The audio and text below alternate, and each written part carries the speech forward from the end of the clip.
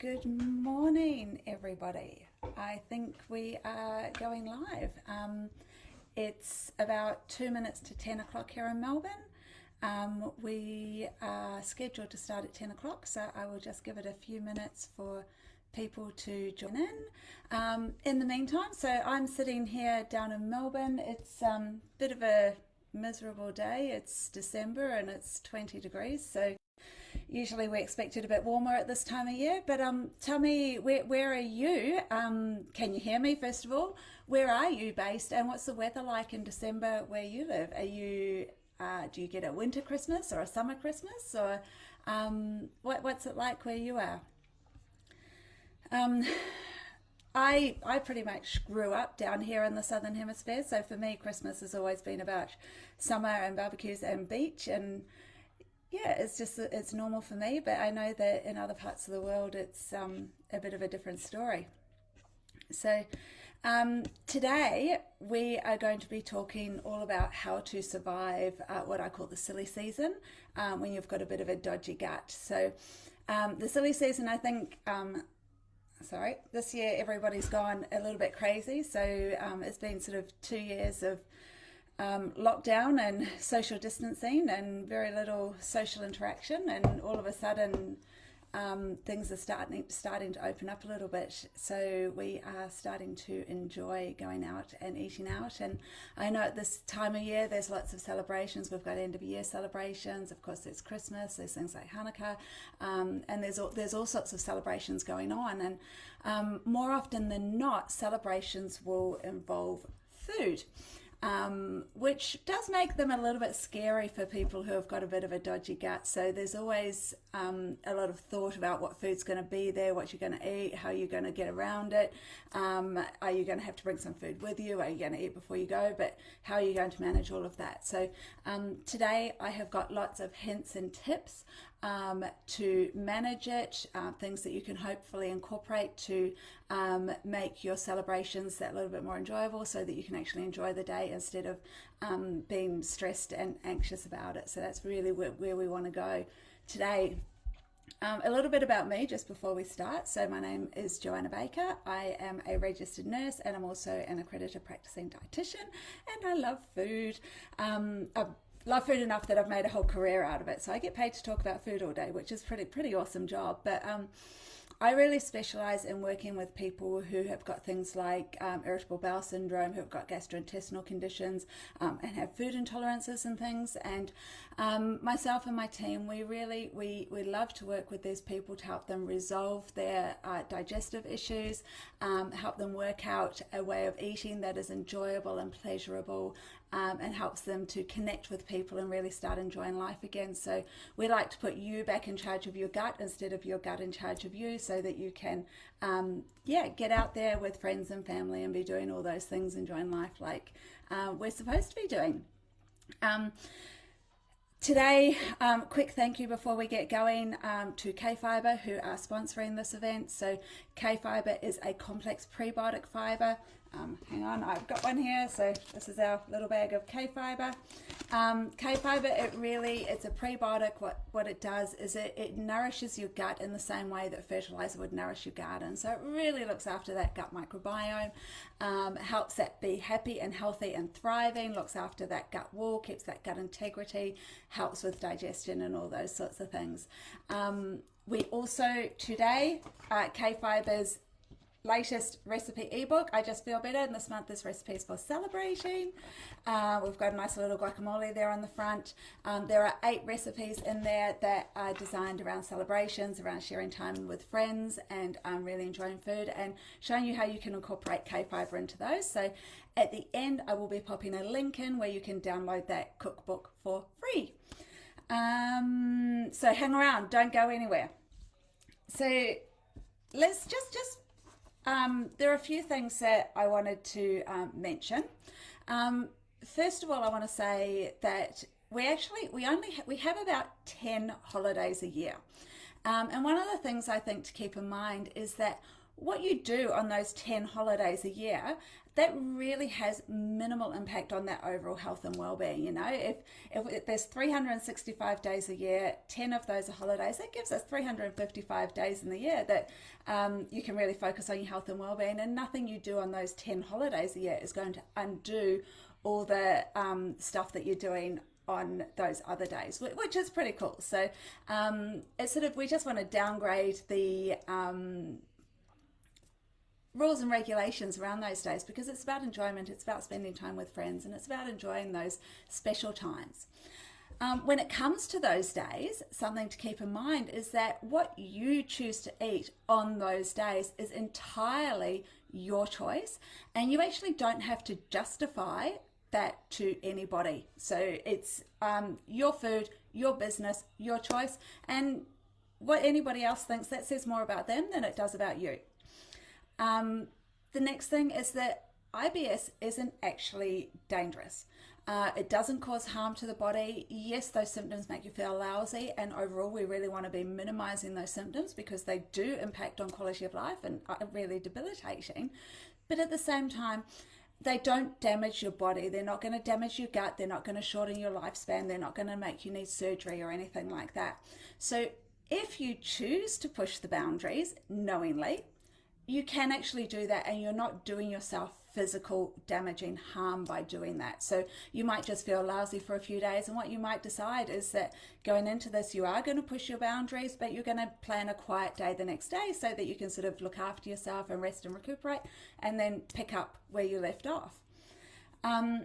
The other thing is that you can choose not to push those boundaries as well. So there are no rules that you have to eat something or you have to eat something else. You can choose to push the boundaries. You can choose not to push the boundaries, and that's entirely your choice.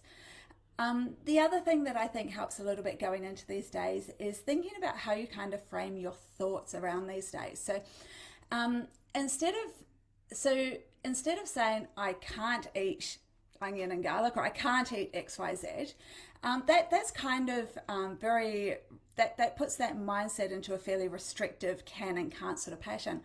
One of the ways we can kind of reframe that a little bit is, instead of saying I can't do something, you can always say I choose not to do something because I want to feel in a certain way afterwards. Or you can say to yourself, I choose to do this. So that kind of puts that power back in your court rather in somebody else's court. And those are just some things that I think it's really good to sort of sort out in your head before going into any of these sort of celebrations that are coming up. So what we're going to talk about now is, I've got my 5 practical steps, and these are 5 things that you can use that are going to help you get through the day. So number 1, my first and foremost, is always a little bit about setting your intentions for the day. I think it's always nice to sort of sit down maybe a few days before you've got a big event coming up, and just sort of, you can get out a note, pen and paper if you want to. You could write something up on your iPad, or you could just go through it in your head, but have a little bit of a think about it. How do you actually want to feel going into a celebration meal? Do you want to feel good? Do you want to feel excited? Do you want to, or are you going to feel a little bit nervous? How do you actually want to feel going into that meal? There's always, when it comes to times like this, there's always going to be foods that are only around at these times of year. They're kind of special foods that are associated. So obviously at Easter we might eat hot cross buns. At Christmas there might be fruit mince tarts. At other celebrations there are other special foods that are specifically attached to those celebrations. But one of the things that I think it's kind of important to think about going into this is the goal of eating is that with these foods, we want to be enjoying these foods, and you want to feel better after you've eaten these foods. So those are 2 kind of central things to eating, is that enjoyment and that it's got that physical and emotional feel good about it. But just because a food is attached to a specific celebration, that doesn't mean that you necessarily have to eat that food as part of that celebration. So I always think that it's kind of good to sit back and think, with these foods that are going to be there, what foods do I really enjoy, and what foods do I really not want to miss out on, and what do I want to really enjoy eating at this meal? And what foods am I not so fussed about? What foods do I think, look, I don't really love that so much, so I'm not going to eat it. So for me, I love cherries, and coming into a summer, December, cherries are in season, and there's always cherries there. And yes, I know cherries are high FODMAP, and yes, I know they can cause a bit of gut upset. And the rest of the year, I probably limit them a little bit. But when it comes into this time of year, it's something that sort of it carries a lot of emotion and feeling, and it kind of feels like December when you're eating cherries, and that's something that I really don't want to miss out on. At the same time, I actually don't really like Christmas mince tarts, and if I don't eat one, I don't really feel like I'm missing out on anything. So I question myself, do I actually want to eat this food? Yes, it's a special food that's associated to this event, but if I don't enjoy it, what's the point of eating it? So kind of sit down and think, what do I really want to enjoy? What do I really want to eat? And what do I mind? What do I not mind missing out on at this time of year? What am I going to go away and think, oh, I really wish I don't mind that I didn't eat that. The other thing to think about going into the day is thinking about how you want to feel at the end of the day, or how you want to feel afterwards. Do you want to feel good and light and energetic, or how do you want to feel a bit sluggish, or do you not mind if you're just going to go home and have a bit of a rest? But think about what's important to you, where your priorities are going into the day, where your priorities are in terms of the foods that are going to be on offer, and where you want to feel at the end of the day when you're leaving the day. And just sort of getting that stuff a little bit straight in your mind before the big event is often really helpful for moving forward. When it comes to the celebration or the day, so we're having my office Christmas party tonight, so this is something that I'm ready for, that I'm starting to think about now. And one of those things is to make sure that you actually eat regularly during the day. When it comes to research about things like IBS and about having a dodgy gut, one of the things that we know is that the body tends to like routine. And we find that people who are eating smaller, more regular meals and have a bit of a routine around their meals often have a calmer gut than people that are a bit sporadic and a bit all over the place and might be skipping meals and jumping meals. And look, one of the reasons for this is that your body is biologically driven to make you hungry, because that makes you eat and that keeps you alive. So that sort of nourishment, that's a real strong biological force. And what we find is that when people go for long periods without eating, those hunger signals start getting stronger and stronger and stronger. And it's kind of like a rubber band. You're sort of pulling it and pulling it and pulling it as you're not eating. And the more you pull it back, the more tension there is on that rubber band. And eventually biology will get to that point where that rubber band pings back. And if you've gotten to the point where that's going to ping back the other way, it's the point that your body is so hungry and it's driving you and pushing you to eat so much that you're just going to have very little control around food, essentially. Not that you need to control food, but it's going to make you sort of want to eat anything and everything that's there. People tend to eat faster. People tend to eat more, and they tend to sort of overload their system in that one meal. So we find that eating smaller, more regular meals during the day, when it comes to that event and there's all these yummy and delicious foods out there, you're not going into that absolutely starving, wanting to eat everything and anything you see. And then you can actually be that little bit more discerning about, okay, these foods are on offer. Those are the foods that I really want to eat and I don't want to miss out on. And those foods over there, I actually don't mind missing out on. Not going in, making sure that when you go into these events, you're not super hungry.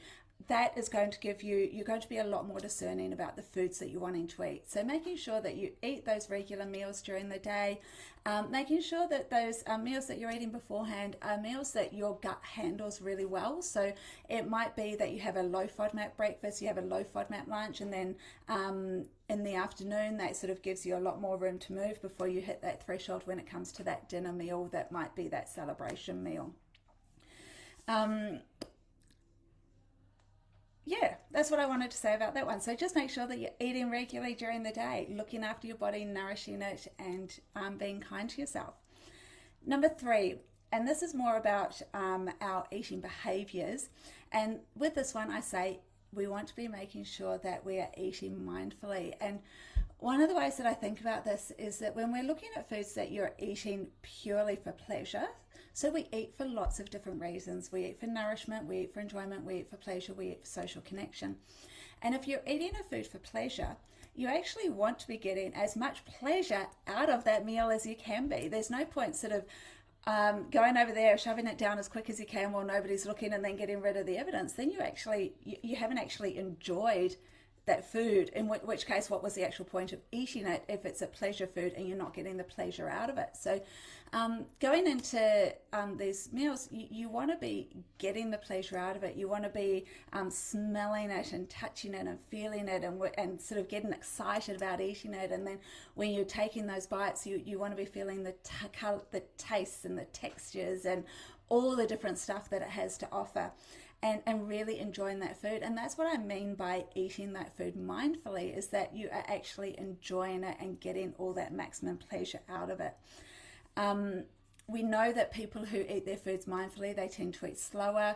When you're eating fast, you actually swallow more air, and that air is going to contribute to bloating. So eating those foods slower means that you swallow less air while you're eating it. It also gives your body time to digest it. Digestion starts in the mouth, so making sure you're chewing your food properly, that's going to start breaking down some of those carbohydrates already before they even reach your tummy. So making sure that you chew well, making sure you're getting the pleasure out of it. Smell your food, take time to experience it. The other thing that I think is really good is making sure that you actually finish a mouthful before you pop that next mouthful in. So that's sort of slowing down as well. So a lot of people talk about things like popping your knife and fork down between meals. Yes, that is absolutely a great way to do it. But one of the things that I like to do is in between each mouthful, you might turn around, you might smile at somebody, or you might have a quick word or have a little conversation and then go back to that next mouthful. So that smiling in itself makes people feel happy and pleasurable, and that's what we want to be associating with food. We want the meal to be happy and pleasurable as well. So I really like putting a few of those little smiles in there. If you've got a bit of a dodgy cousin or a dodgy aunt with a dirty mind, they might wonder what you're smiling about, and that always adds a little bit of fun to the meal as well, I guess. The other thing you want to be doing while you're eating mindfully is every so often do a little bit of a body scan. Think to yourself, how are my hunger levels? How are my fullness levels? Am I still enjoying this food as much as I was before, or am I just eating it because it's there? So doing a little bit of body scan. You want to obviously honor your hunger. At the same time, it's really nice to respect your fullness, so that you don't, because we want you to feel better afterwards. So you don't want to eat past that point where you're actually feeling uncomfortable at the end. And doing a little body scan every so often and checking in with those things, and then making a conscious decision. Yes, I'm still going to keep eating this, or no, I've had enough of that. I'm going to have a little break and move on to the next thing. Those are really good things to check in with during the meal. Number 4, we're up to number 4 already. Gosh, I'm doing good for time today. Enjoy some movement. So movement is really, really, really good for digestion. It helps the digestive tract keep moving, keep doing its thing, keep pushing things through. It doesn't matter what movement you do. I don't care if you do yoga before breakfast, if you like going for a walk after lunch, if you want to play some cricket in the backyard, obviously down here in Australia. I don't know if you have a white Christmas, you might go for a bit of an ice skate or something like that, depending on where you are. Get out in the fresh air, get in some light exercise. With all exercise and with all movement, it actually doesn't matter what you do. What's more important that you are enjoying it, because we want to, that movement is good for the soul. We want you to come out of that feeling better, not feeling worse. So just think about what you enjoy, what you like, get out there and get some movement. Number 5, don't forget your Kfibre. So this is again about keeping those routines and keeping things going during the day. If you're taking your Kfibre regularly, don't stop taking it because you're going out for Christmas dinner. Keep taking it. Kfibre is going to, again, it's going to help with that digestion. It's going to help keep things moving through. It's going to keep that microbiome happy. And if we're keeping that microbiome happy, then that reduces the other stresses on your digestive tract during that day. So making sure that you're keeping your routine and that you're still taking your Kfibre and you're still moving on with your day. That stuff that's going to normalize digestion. Again, your body likes routine, so keeping those routines up are going to give you a lot more room to move before you reach that elusive threshold. I guess one of the things I want to say here about that threshold is that threshold is not fixed. We know that things like food sensitivities and IBS are always related to threshold, but threshold is movable, and what you do in other parts of your life will determine where that threshold is. So making sure that you are getting your sleep, taking your fiber, getting hydrated, eating your veggies, all of that stuff is going to keep your threshold. And of course, mental health, making sure you're taking care of your mental health, that's going to keep your threshold nice and high, and that's going to allow you to tolerate a lot more before you get to that threshold. So managing your gut symptoms, managing a dodgy gut, managing celebrations, it's a package deal. And as a dietitian, I really find that people who have multiple strategies that they incorporate into those days are the ones that tend to get away with it a lot better and feel better afterwards as well. So those are my 5 tips for getting through the silly season. Setting your intentions for the day. What do you want to do? What do you not want to do? So knowing that before you go into the day, making sure that you're eating regularly, keep the other meals around you, ones that are kind and gentle to your gut, so that when it does come to that big meal, you've got a bit of room to move. Eat mindfully, checking in, honor your hunger, respect your fullness, and just being kind to your body. Don't overdo it just because it's there, and make a conscious decision about how much and when and why you want to be eating things. You don't owe that decision justification to anybody else. That's entirely your decision. Enjoying some movement, getting out there, enjoying it, getting some movement going, help with that digestion, keep things moving through, and keeping all those routines like taking your Kfibre regularly. So again, a huge thank you to Kfibre for sponsoring us. Got our little Kfibre packet there. Obviously, you can find more about Kfibre over on the Kfibre website, which is www.kfibre.com. I am going to pop a link below in a minute where you can download our free celebration cookbook. So all recipes for celebrating all have FODMAP, gluten-free and dairy-free modifications in there, so that everybody should be able to enjoy good food and enjoyable food regardless of you having a healthy gut. Doesn't mean that you shouldn't enjoy delicious food. So that's why we have modifications on our recipes. If you want to find me, you can find more about me on Instagram at The Gut Health Dietitian, on Facebook at Everyday Nutrition, and on the internet at www.everydaynutrition.com.au. So what I might do is just have a little bit of scroll down and have a look, see if we've got any questions here.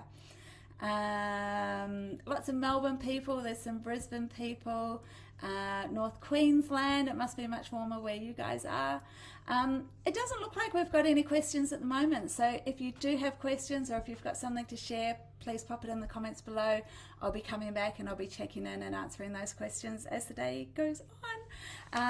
If you're running out of Kfibre, jump online, you can order it online. Remember, if you order 4 bags, it's free postage. Nice to see you all. Happy silly season, happy Christmas, I think Hanukkah's already been, but happy Hanukkah. And enjoy some time off over the next few weeks. We've got Christmas, we've got New Year's, we've got a few weeks of holidays there, so enjoy it, you all deserve it, and we will catch you all next year in 2022. Bye.